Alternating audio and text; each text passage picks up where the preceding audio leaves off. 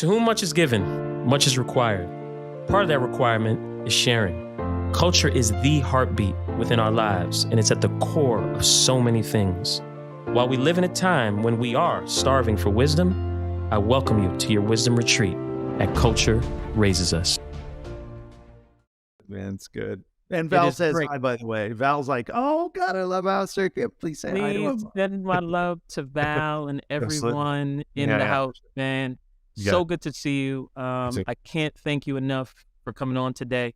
It's been way, way too long. And before I share the amazing human being that you are, or you actually share with everyone, I'd love to start with the first question that we ask. And it's, when you hear culture, what does that mean to you? Yeah. Oh, I actually got prepared and I wrote a few things. So I'm going to look up here at the thing. So I'm really simple on culture. Like for me, and I've always related to it this way: the customs, arts, social institutions, and achievements of a particular nation, people, or other social group. And I think that's really accurate. I think it's, I went to the library for that one and Google. Wait, library still exist? That still exists? What? Okay. Encyclopedias? But when you ask specifically about like culture, I've always gone to that, and I've always thought of like the aspect of culture being Africa, Europe, Asia, cultures that have been around lots of people for and their arts and their things. Because I grew up in a really creative family, and we were taught different cultures as we moved around the world as we grew up. So we were exposed to African culture, Asian culture, European culture. And I always looked at it that. So I really never looked at what I was doing as anything culturally relevant. My job was, coming up was making shoes for people to run around in. And that was the job. It wasn't like cool stuff for kids or like collectibles or anything like that. That came way later. So that's what culture means to me. I stick by it. I love it. And I love how you went like real encyclopedia moment, like literally. It's not as smart as I'm going to get. Yeah, no, please. But what's even more inspiring behind that is that you teed up the evolution of how, you then began to work in and create and be a part of cultures that we're going to kind of talk about, which is awesome. And you've already started kind of giving everyone a sense, but I'd love now, who was Mark Smith, AKA my Smitty? A little bit of your story. My story, pretty straight ahead. I've broken it down into four chapters. Is that written as well, or are we going? It depends on if you're tracking my eyes. I was always drawing, and I was always in a creative family. Both my parents, my dad was a printmaker and an educator. My mom's a bookmaker and an educator, and together they have more degrees than I know, and they've added to the world of culture in their own right. And so I was always around that. So that's just the foundational background of who I am. I came up drawing. The best Christmas gifts were empty sketchbooks. They weren't coloring pads. They weren't anything referential. It was like, come out of your mind. So I was always drawing, and art life was really the foundation for our entire family. And so the next three chapters are, I ended up in high school and, doing a lot of art and music. And so art and music really played a lot. And then as I got into college, graphics and packaging and advertising were my kind of entry into, started out actually as advertising, got a degree in advertising, went into the advertising world in the early mid 80s, and ended up really not loving the stuff I was doing ads for. And I was like, I want to design the things I'm doing ads for. So that kind of like shifted me. Gotcha. And so then I went to Art Center and went in Pasadena, and ended up getting educated in graphics and packaging, and then into product design. So I was kind of always shifting, never happy in one place, but I kind of knew I didn't want to do advertising after a while. I was like, but I've got a lot of background in that, and that comes out in a lot of down the road. And then the next one was when I got into like being professional. I started in the apparel world, and I was doing apparel at a surf company at Maui and Sons, and then I went up to Nike, and I started at first 2 years at Nike were in apparel. But my notes here, remember the hustle. So I was always had the hustle on the side was always with either somebody in the company or somebody close to the company or somebody way away from the company and doing a lot of different things. So whether it was video editing or music production, being a second guitarist or a first guitarist in something and recording. So there's always like all this stuff. And then I got into footwear just by chance. Tinker hired me into footwear. He stole me from apparel, and then I stole my Mac with me when I left, and I became footwear guy. And then I got into innovation, and innovation became creative direction. So that was the next chapter. And then the final chapter, was management going into Jordan, which was a trip. That's where we worked together. We're going to talk about that. We're going to talk about that. Can't wait. I'm sure you remember it better than I do. Yeah. I think I've scrubbed some of that stuff out. It was a blast. And then kind of back to innovation, not back, but forward to innovation, which was management, get that under my belt, all the new tools. And then so, management in Jordan, and then kind of finishing out the Nike career in innovation and really what I felt I really needed to kind of return to. So those are my 4 chapters. But the hustle, kind of the side hustle, was always like my thing, because for a while my business card just said, Smitty, what do you need? And that was it, and it was like, wow, we just get stuff done, just listen, the business card that you just mentioned is so you. I've never received one of your business cards, but knowing you and seeing you, that literally is your business card. You get things done, and you have literally played an integral part, in shaping footwear culture. And I witnessed it firsthand in the early part of your career, to some of your more recent achievements, even like creating the NBA Michael Jordan MVP trophy, which is incredible. And we're going to get to that soon enough. But throughout this journey, I can say that you not only represented what I feel is a culture of evolution with all that you put your hands on, but also a culture of consistency.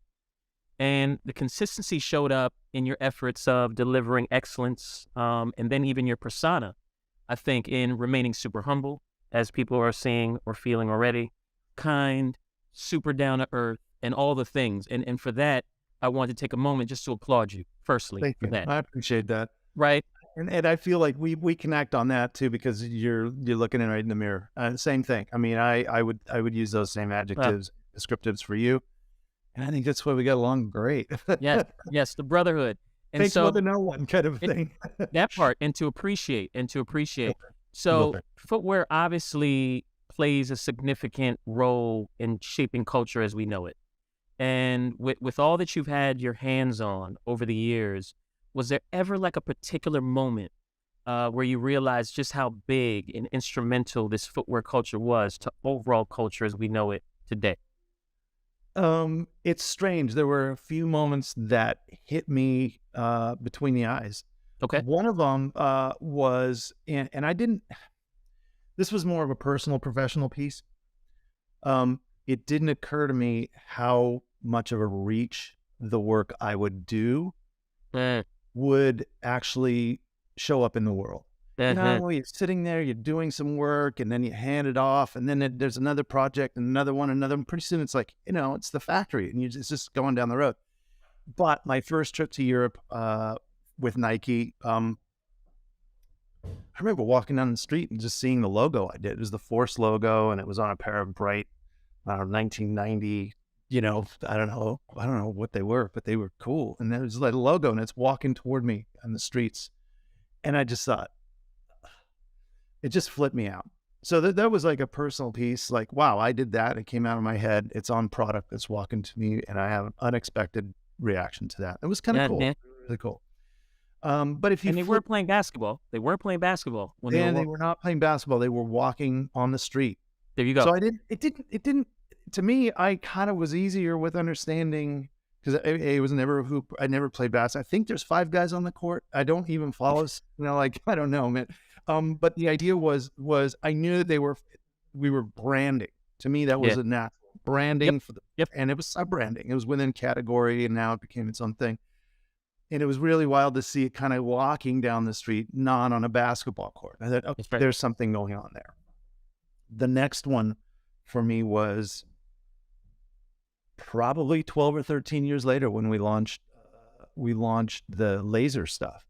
And that was not really, that was when it felt very personal, because that was not only just the logo that was on somebody else's product, it was a lot of other stuff going on in that product. It wasn't just lasering, and it was graphics, and it was working with my friends, the Brotherhood in line, and it was being able to actually take it and put it out in the world, not just behind the closed doors and innovation. Where And it was well received. It wasn't just like, and for me, it was like, this is just, I'm doing some stuff. I'm trying it out. And of all the laser shoes I've ever done, the ones we launched, I loved all the ones that my friends were doing, because I was spending more time working with them on my own stuff. I'm like looking at them and going, and those are nice. Okay. But look at Chris Lundy's. Oh my God. Look at Maze's stuff. Oh, that's right. incredible.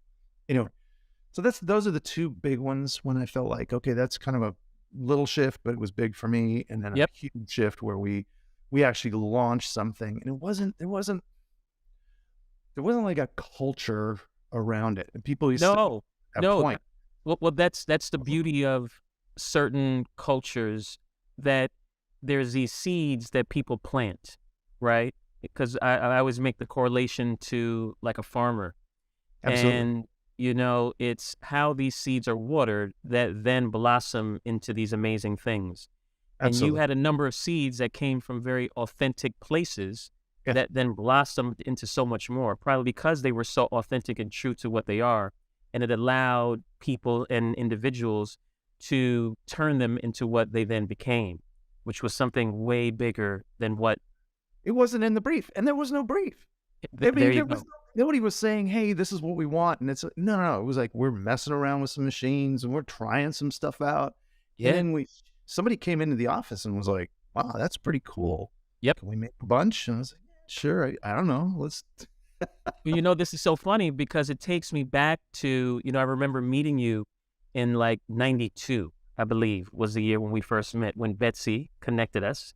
I have that video still. Oh my gosh, that would be legendary. That would be legendary.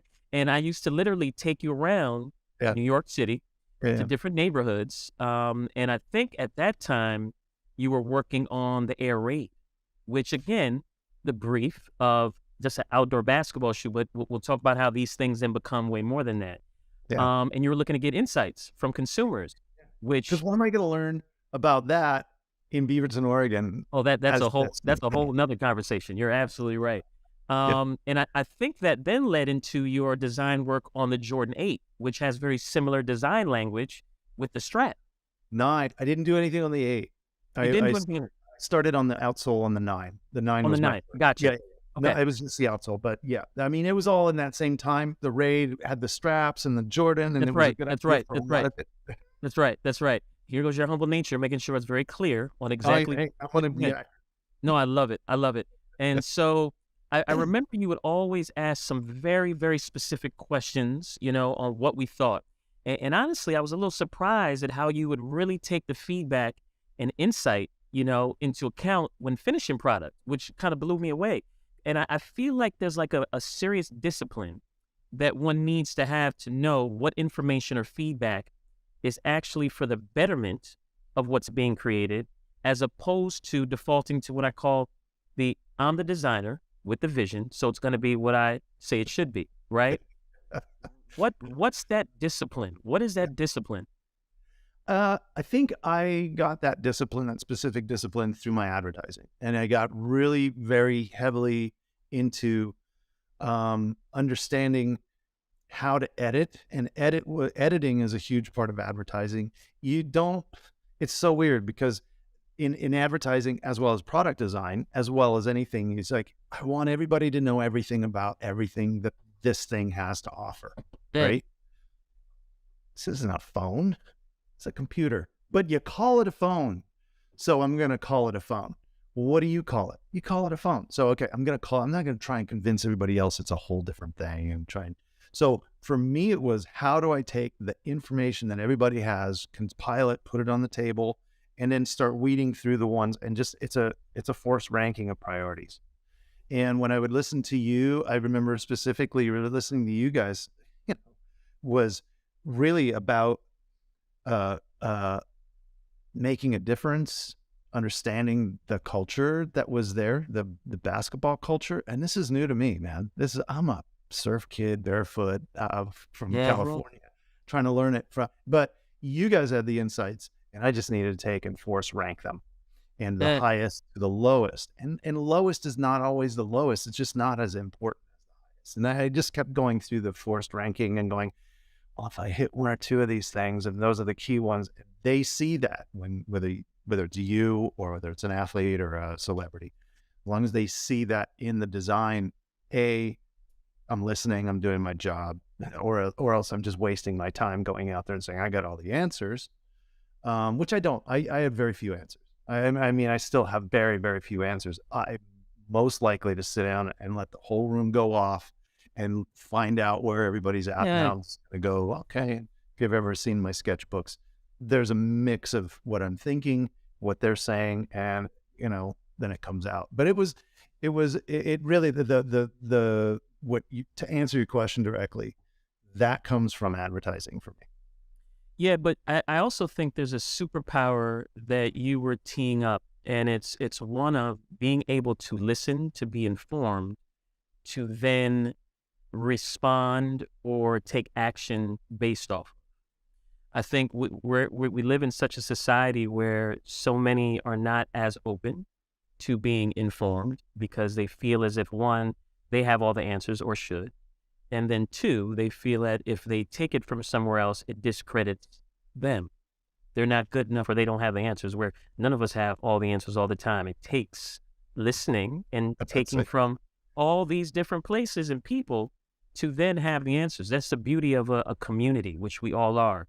And so you have a very distinct superpower of being able to do that at all levels. You did that with me as a teenager, and you now do it in every facet of your artistic output. Thank you. Thank you. I take that as a compliment, especially coming from you, because I think you got a critical eye, and I do recall us working together in that level.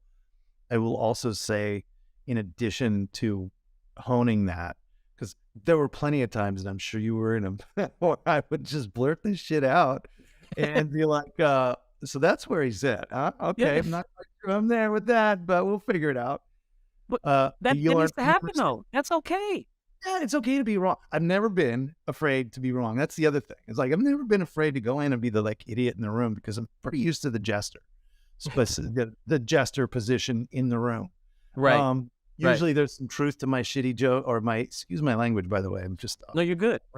but the second part, not only from advertising, but this comes from my working with musicians and bands, is you gotta listen to what everybody else is doing in the band, no matter what, whether Dang. they're playing bass or drums or guitar. Dude, it's a team. It's a team.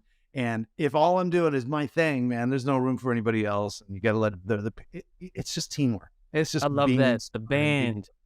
Oh yeah, yeah. Like, the worst is being like a really good drummer who just is like, where's the song? I didn't commit for a drum solo. I'm gonna hear. Got chops, but good enough. But anyway, yeah, listening is a big part of it. I love that analogy to the band, man. Yeah, you got to be. I mean, I'm not a solo act. When I paint, I'm a solo act. I don't care. When I'm working with people, I get more energy out of working with people than I do on my own. That's why I really enjoy collaborating. Yeah. I'm curious about other people's input. I'm a curious cat by nature who wants to learn from you and from anybody else, because I need that dopamine of that hit. Like, I didn't know that Right. 10 minutes ago. What can I do with that? And wow, how can I go learn more about that? And I just find the world to be super fascinating. And coming upon, characters like you and other people who have so much to offer and are connected in different places, I feel like the network just gets better instead of me having all the answers. No, and it's so evident in all the things that you've done. And I think it's a great segue when I think about when you did the Entourage Air Force One, right?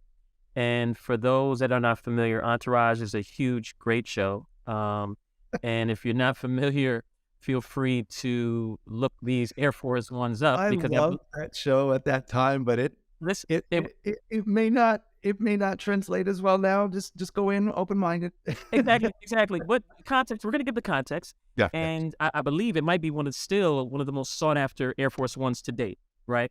And it was done at a very, very critical point, I say, of footwear culture history, and I'll talk about that.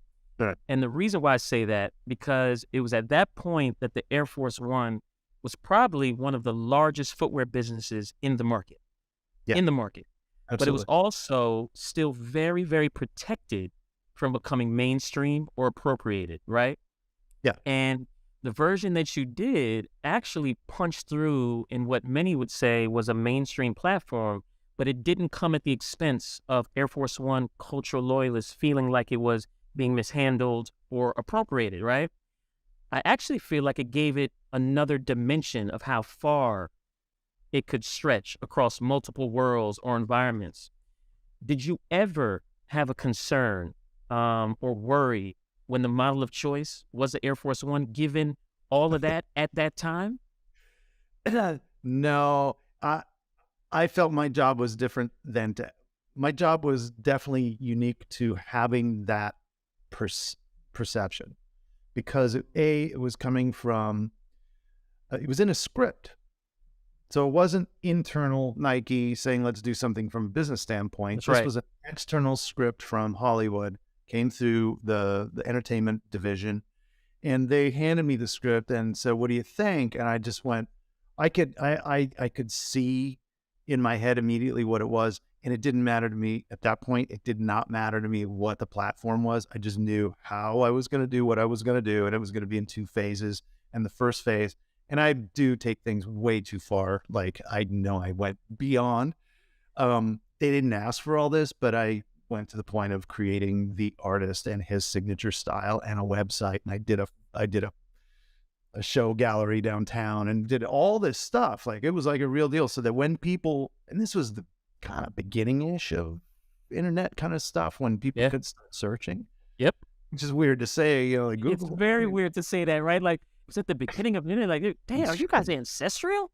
And back when I was, you know, like, no, yeah, it was really weird. I just figured, let's do this so that it's authentic, so that you Yep. cannot tell, because if you're watching that show and if your viewers are checking it out, back then you couldn't tell what was real and what was made up on the show, Mhm. because it That's was right. following. It was essentially, you know, anyway. So built all that.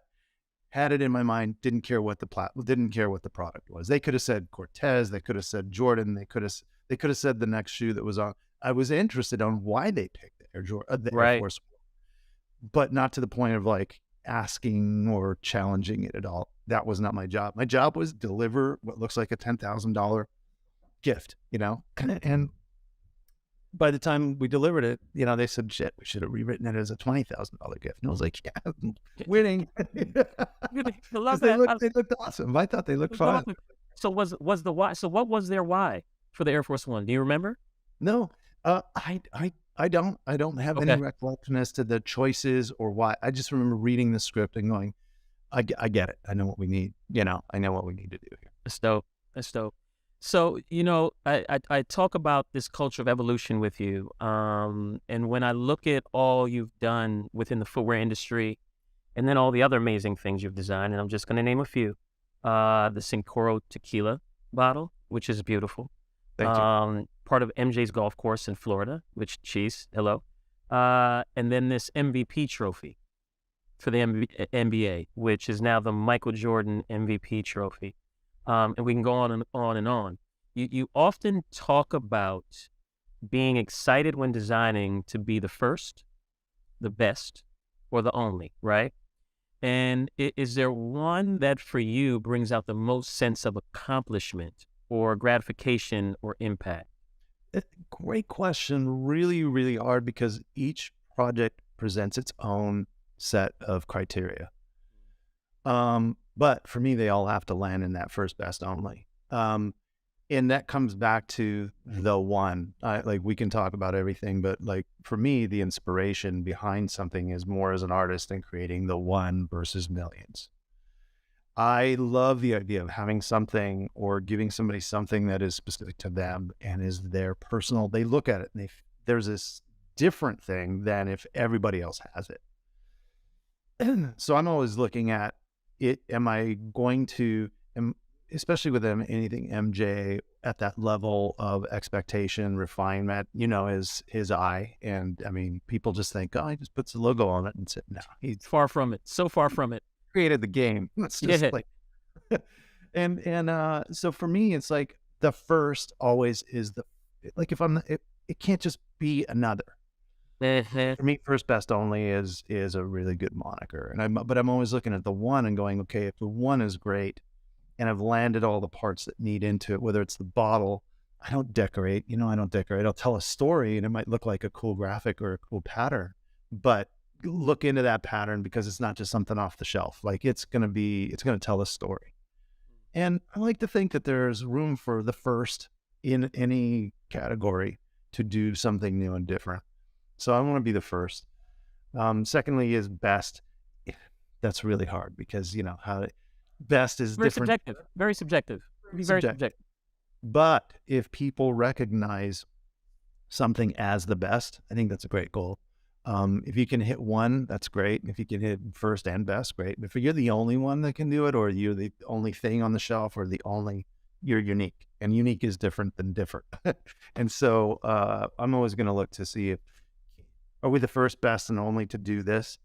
And if I'm just not happy until all three of those are like checked off.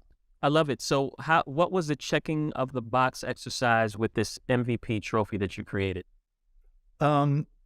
First off, I had to just kind of like come to grips with it for a second because the text and then the phone call, the FaceTime, and then like sitting back and I look at my notes and I had done some sketches and I'm going, okay, I've seen every trophy. I've got to do research. And I got to like, okay, and a week later, I've seen every trophy that's ever been made and going, what do you do that's new and different here? And it's really simple. You just got to go to the man and go, okay, what am I pulling out from your story? And it was really interesting because everybody expected it to be Michael Jordan in a Jumpman pose. You can't do That's right. that. Everybody's like, why didn't you put the Jordan 3 on the bottom of his face? Like, are you kidding me? You can't even like telegraph toward footwear. This is a different thing. Mm-hmm. Sorry, what was the question? No. So when doing this trophy, how did you check the box on the first, the best, and the only?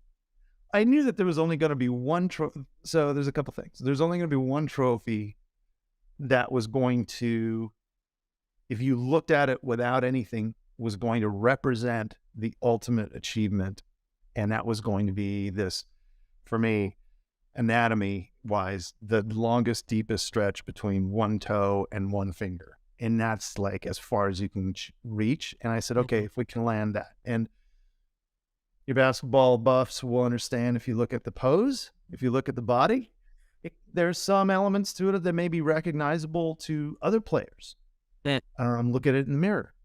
Just going to say that. Wow, look at that gem that was dropped. If you turn it around and you look, but MJ was very specific. This is not me. Nobody's putting me on their shelf. They're winning this award for themselves. I want this. They need to be able to see themselves in this award. It's like, how cool is that? This isn't that like, it's got to look like me and it's got to be me pose. This is a very different thing. First time. Okay, check. Right. Best was, MVP is the best. Okay, check. Got it. And then the only one, and I said, okay, here's where you go only. Tell the story of the circle, the basketball, the world, no beginning, no end, blah, blah, blah.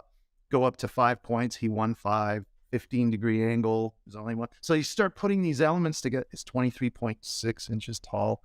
It weighs 23.6 pounds. It has a 6-sided, nameplate. As soon as you start putting those things together into storytelling elements that are right in front of you, but you may not know, then you can be the only one. You can be the only one that's going to do that and look like that. Whereas other people's stats and other people's information would create a very different looking trophy. And I figured, okay, check, got those. Now it's just got to be beautiful. It's just got to be something that MJ just wants, and that's pretty cool. So that's kind of the levels of storytelling and depth. It's beautiful to hear it broken down from you. There's a few more in there. There's a few that nobody will ever hundreds of years, they'll never know. They'll find a little piece of something and then they'll go, oh, God, I can't believe But you know, I think we've always coveted those hidden discoveries. That's always been some of the beauty in the things we've been able to work on, is that level of hidden discovery that's not the secondary or tertiary element, but it might be the thing after that somebody finds out, like you said, 5, 10 years later, like, oh my gosh, do you see what they just did here? You're old enough, you're young enough to, you had a record collection at one point. Yes, absolutely. Probably still do. You know what? I think Mom threw them out, unfortunately. I can't even believe I'm saying this out loud. That's okay. Love Mom, call her today, tell her you loves her. Yes, I will. The main thing on that was, as a kid growing up, records. You open it up, or you look at it, you pull the thing out, and you're listening to it, and you're just taking in as much of the photos and the words and the drawings and all the details. I always thought that was the coolest, because you'd see something that either did or didn't correlate to a song, and you're like, oh, I wonder if that's it. There's no internet bang. Now you're like putting these things together in your head. I love discovery. I just loved finding out stuff. It's right there in plain sight. They call it hiding in plain sight. So finding stuff is, everybody wants to discover something. And what's the first thing you do when you discover it? Hey, look what I found. And then you share. Sharing is caring. It's like sharing is caring. You are handing it over to somebody and you're going, check this out. Why does it look like that? Well, because of this and that. I just thought that was fun. It was more fun than just like pulling it off the thing, putting it on my feet. So in the realm of discovery, what does a creative rut look like for you? Have you ever what? Rut. Like, have you ever been in a creative rut? Like, and what do you do to get out of it? Well, number one, with your job, you cannot afford to be in a creative rut. You will answer it. You've got deadlines and budgets. Right. So I don't feel like creating today. Wake up, get to your job and do it. Right. However, I'm fortunate enough to say that I have enough disciplines where I've found that if I'm not feeling inspired or creative in drawing, I know I can go to the guitar and I can strum and it'll unlock something, or I can go hit the drums, or I can go sit and make a weird movie of some sort. And at first it bothered me when I was younger. I was like, did I lose it? Is it ever coming back? And then I realized if I just cycle through those different disciplines, or if I just break my thinking about it, the long shower with water in the back of my neck, the answers are there. So it's a step away. The worst thing to do is go, I'm sorry? It's a step away. Step away for a second. You have to. You get into this like really narrow, tightly focused thing, and all the answers are out here. They're rarely right here. So you do, when you step back, oh, there it is. Yeah, totally. I love that. So the full circle moment, where we had the opportunity to actually work together, as you were talking about earlier, as colleagues on the leadership team for Jordan, where I was heading up footwear at that time, and then you were heading up design. And it was a very interesting culture at that time at the brand. But I remember you and I being super, super optimistic about how we could kind of evolve something that was already great and take to new heights. Now, we didn't necessarily accomplish all that we set out to do. A laundry list. Yeah. I'm sure yours was too. I can't wait to get in there. We got these 100 things to do. Exactly. But I do wonder, what did you learn from that experience in that role? Man, number one, it was fun. And I remember coming home and telling Val, I was like, guess who I'm wearing? That guy who went across the table from Astor. And she's like, what? You guys, like, he's way too young for you guys to be hanging out together around a table. He's like, yeah. I said, yeah. But super fun. I learned a lot about the design process, the creative process, the innovation process, from the business standpoint. I keep saying Jordan for me was a PhD in business. And all the great mistakes and terrible mistakes I made coming in, I ended up learning more and taking all that stuff, resolving some of that stuff and taking it back in my quiver to innovation and saying, there is a really good time and a really bad time to present innovation. It's not when is it ready or when is it done. It's when it's business ready to accept it. It's times on the calendar, there's seasons. You can't just go, sliced bread and you got to put it in. You did. No. There's 18 months and 2 years of stuff. So to me, it was really finding out how all the different business units and different disciplines of business really work together.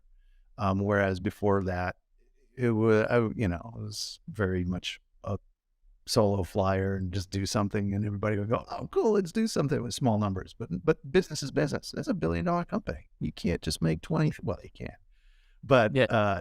not for growth of the company, which is what we were doing. So learned a Right. lot about other disciplines and how to work with them. I think that was Yeah, that and was timing. You know, timing time, timing is everything. everything. I mean, I'd ask you the same thing. Like, what did you get out of that experience for your Great question. I like how you flip the tables there. I think for me, a couple things. I learned that, change is constant and not all are open to change at the same time. So a little bit of the your timing, right? And I say that because, and I know for me, there was somewhat of a label of, oh, well, this is the Nike guy coming over and trying to change things up, right? Where it was more so of, I already knew this place was great. I'm just trying to help it be even greater. And while that wasn't embraced by many, it was embraced by some at that time. But what I also learned later on down the line is that there was a definite fond appreciation for many who saw it happening or were part of it happening initially, and then saw later the benefit or the things that were being presented at that time as being valuable. And they were very grateful of it, right? But they didn't witness or see it at that time when it was happening. But later on, they realized, wow, okay, I get it now. So for me, that was a great learning. I think another learning was, the sensitivities to how one needs to indoctrinate themselves into certain areas, communities, and cultures. Look at that, right? I got a lesson on how to really be sensitive on how to really indoctrinate myself within a culture that was already very, very established, Absolutely. right? Very established. And while I had the best of intentions, for all, it might not have been the right timing or the right way in which to indoctrinate oneself. So dude, let me tell you something. The growth that I got from that experience was tremendous. It It was, was yeah, great. it was a great learning that came with a number of bumps in the road, but I'm sure you can attest to this. The bumps are necessary for growth. I tell people now in all things, welcome adversity. Yeah. Yeah. Look at it as an Welcome. opportunity. Look at it as a way to break through something. Look at it as, okay, it's a hurdle. It's not like a stop or you go Yep. around or something. Yep. Oh, I echo everything you said there. Yeah. 100%. Yeah. I mean, I had a story for everything you were just shooting off there. I'm like, yeah, I'm right there with you. I had a few. I will say, bull in a china shop doesn't work all the time, especially. There you go. There was you my go. was my ammo mostly. So. Yeah. So it was a great learning. So back to from a design standpoint, what's the most rewarding part of your design journey, or you know what? Talking about adversity, the most challenging part of the design process and journey. Um, sometimes clients can be not the most. Yes, there can be some challenges with certain clients. Let's put it that way. Yes. I've been super, super fortunate to gain a lot of trust and word of mouth from and recognition as being somebody who does listen, as somebody who's not just there to push their agenda, Yep. is there to really work for both sides. But the harder ones are when you really do have the answer and you are I do know what is best from a You're design the expert in this. standpoint. Yeah. Okay, expert. I'll go with you on that. If more experienced, More sure. then Okay. yeah, This is your humble nature coming out, by the way, right now. This is what I talked about in the beginning. Sorry, go ahead. yeah, I'm good. But the idea is that, but again, it's for their company. They're the ones who know.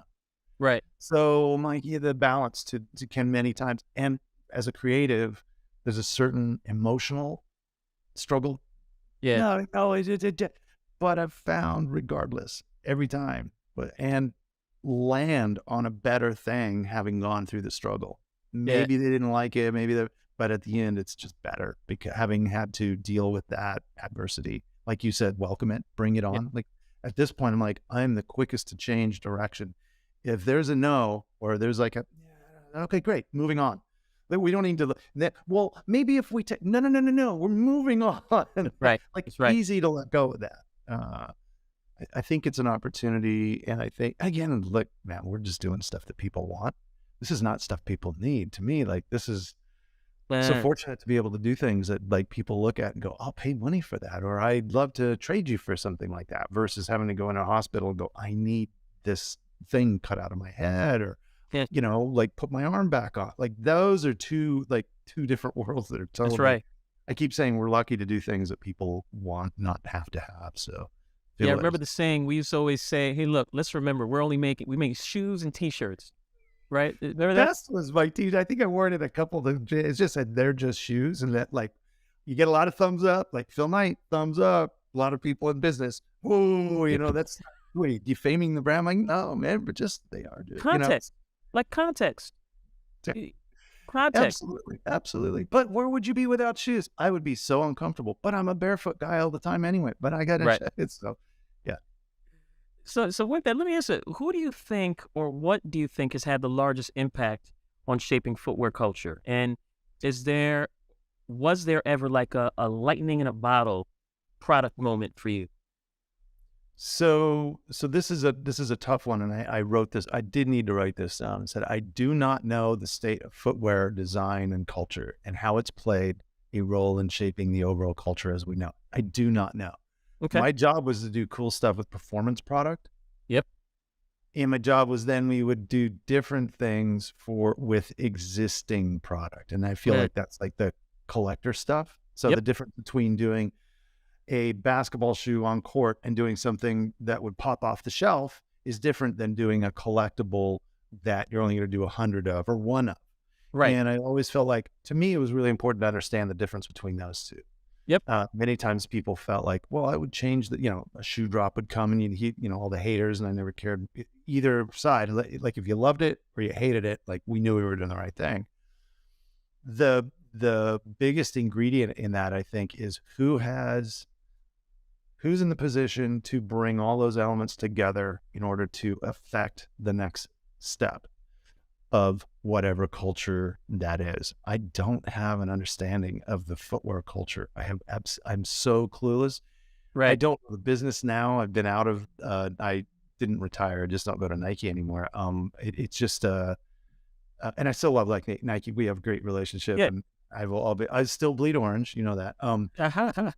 Orange out of this arm, Carolina blue out of that one. There you go. There you go. But the idea that bringing those elements together, I think it's up to the people who have the ability to bring those elements together to do something that's meaningful, not just another thing. I think that goes down to your three, what are the three seeds thing? Yeah. I'll get to those in a second. But to me, the seed and water piece is just as important as who's running it as to and their vision, their temerity, and keeping the business part of it going, because they have to balance all those parts and pieces. So I think it comes down to who and what is the thing that makes it different, and the difference between calling yourself a collaborator and a designer. Mm-hmm. I'm sure we've had this conversation a couple times. People going, I designed this Air Jordan 1. And I'm like, no, you didn't. Bruce Kilgore did the Air Jordan 1. You did a very cool thing with it. Right. And the colors that tell a story and materials, but you did not design that. Yeah. And I feel like people who understand the difference between those two, especially with footwear, but with anything, cars, airplanes, boats, buildings, artwork, posters, communication, music, film. That's right. That's right. You can. I think it comes down to who can pull those pieces off and make a difference. I think they're I the love ones it. that shape I love it. a culture. Are you inspired by others outside of your own industry or industry? Because you tap so many. Is there any one or thing that inspires you greatly? Film. Yeah. And okay, I shouldn't say film. I should say great movies and terrible movies. I have like this love for bad stuff and good stuff because I feel like I'll fall somewhere in between. Nice. I love good movies. Like I will sit and watch a movie, and my latest, again, know I'm old, but like Godfather and Godfather 2, I will just sit there and watch that over and over and over and just look at every different. So I'm inspired by the story behind it, how it was made, how it was written, how it was produced, how it was shot, who was in there. I love all this. that stuff really inspires me. Love music. I'm a huge Snarky Puppy fan because of the history of jazz and how it's not jazz and what it has taken it to. I don't know if you've checked those guys out, but get ready for some like great brain music, and it just hits you in hard because it has every influence. Anybody that's Nice. got like multiple influences, they inspire me. I'm But not I've always, surprised. I'm not surprised that music plays such a key role because ever since I've known you, music was a significant part of your DNA. I mean, I think I've even you've performed, and I've gone to see you perform. And so I know that this is one of your releases, and that's probably why you were then excelling so much in the space that you do, because you have these different outlets and areas in which to tap into. I think, I think music well, thanks for recognizing that, by the way, because I'm very proud of that. Number two, I think music does a really good job of bringing together multiple disciplines. You can speak about music in the same terms, verbal terms and linguistic terms, as you can any of the other disciplines. In fact, you can speak about architecture in the same way you speak about music.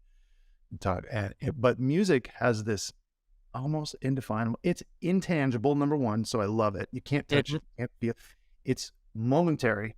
The song starts and goes, and then it's done, and it actually doesn't exist. You can't, like a film, you can turn it on, you can stop it, you can watch, you can look at that one frame, how it was laid out, the lighting, the set, the blah, blah, blah. Music is just this really interesting intangible. So if I can put a product on the table or a logo or environment, and I can see or hear or feel music in that, then it's got rhythm, it has counterpoint, there's the dynamic counterpoint, like there's all the parts and pieces. I don't know if that makes sense, but like you put a thing and you look at it, I can hear the music that goes, to me, music is a center point for everything. I love it. Do you, with all this, do you know your why? Do you know your why? Yes. Wow. Definitive. What's your why, Smitty? Well, for the next 4 minutes, it's my why has always been just like make people laugh and smile. I love to make people smile. So to me, my why is like, and it's not easy to find that, and it takes a long time to find like why am I doing this? It's like paying bills and bringing up kids and taking a few minutes for myself. The why is like, why am I, at the end of the day, for me, it's just make people smile. If I can make a person smile with a design or a graphic or a joke or a piece of music or something, then I'm okay. I have a pretty low bar. If I can make them smile, if I can make them laugh, then I'm like, okay, I can go have a beer for at the end of the day. That's awesome. Yeah, no, that's an awesome, genuine why, because it's something that you're looking to bring joy to other people. Yeah, it's important. I think it's important, especially in what we do, to be grounded in what it is that you have to offer. And I feel like I have more than just the final thing at the end. And it's helped because there are certain people who enjoy smiling and laughing, and certain people don't. Maybe they don't vibe on the same frequency with that humor. That's okay. Yep. But yeah, to me, I think that's the one. I know I've landed when I make my mom smile. That's awesome. Awesome. That It's is like awesome. it's almost like the that's my job. I love it. So, like I said, and like you said, we talk at the beginning about this notion or How about you? the What's your why? What's your why? Oh, my why is to be an agent of hope, and to help unlock greatness in all people. I think every one of us, actually, I'm going to tap into your music thing. I think every one of us has a song that should be played. Yeah. And unfortunately, many of us go throughout life and people never hear our song for whatever circumstance. So my goal and my why is ensuring that I'm creating spaces of hope so that everybody's song can be played. Love it. Wow, that's really great. I wish I'd have thought of it. No. Right. You can share that one. You can share that. Sharing is caring. Sharing is That's caring. what this whole platform is about. And Yep. and that leads us to, we talk about seeds being watered, and I'd love for you to share what are 3 seeds that you would want to leave with, stewards of culture moving forward. What are those 3 things? So the first is very global. To me, the second is very personal. It's like the first one is as wide out as you can possibly go. Okay. The second one is as close in as you can possibly be. And then the third is really the culmination of the two. And I use them for self-guidance or like just a general track. The first one is choose love. Mm, You have a choice. And and this is Val. This is Val. She did t-shirts a couple of years ago, and I'm just caring, I'm sharing, I I'm love it. taking it, but I she came love it. up with it. Choose love. There's so many choices in the day around business, around culture, and around each other. But if you go into, and if I go into a situation with my eyes and heart open, to connecting with somebody on anything, love's going to get us there. So that's Eh, number one. And that's global. Number two is know your motivation. For me, motivation is like, why am I doing this? It's not my why. It's why am I doing this? And this is my motivation. The reason I'm doing this is, hey, I want to make a difference, or I want to do the first, best, or only thing. And I'm innately tuned to uh, understand what that motivation is, whether it's for a project or a meeting or a person or a time. yeah. I just need to know, why am I doing this thing? And then the third one is if you can find that one inside yourself, or if I can find that inside myself, and never tell people what to do, it works for me, and I can find the love in it, then I can at least get closer to making a difference. I think you have to make a difference. It's so hard to make a difference. It's Yeah. so hard with all the stuff that's out there, all the options and choices. It's really hard. It's a great thick forest. And I keep Uh-huh. saying, find the space between the trees. Don't be just another tree. You'll find it, you'll plant it, and you'll grow it. But make a difference in it. And I think if I just say those are the three success profiles for pretty strong seats in No, I anything. love it. And when you talked about the forest, within that forest, there's always these small pockets of light, like you just Yeah, mentioned. And yeah. once you get closer to those pockets of light, they actually open up to larger bodies of light, right? It's unknown until you're there, and then you step in it, and it's like warm, and you're like, well, okay, I didn't know I was going to be here. You Boom, nailed it with that one. It's boom. great. Well, you know what? I want to take this opportunity not only to thank you for the time, but I have to thank you for the friendship. I got to thank you for the support.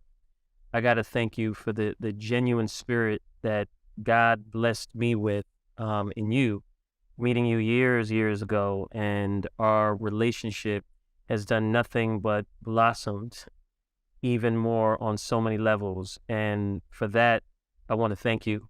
Love you and your spirit dearly. You're an amazing human being outside of all the amazing things you've done in a worldly sense.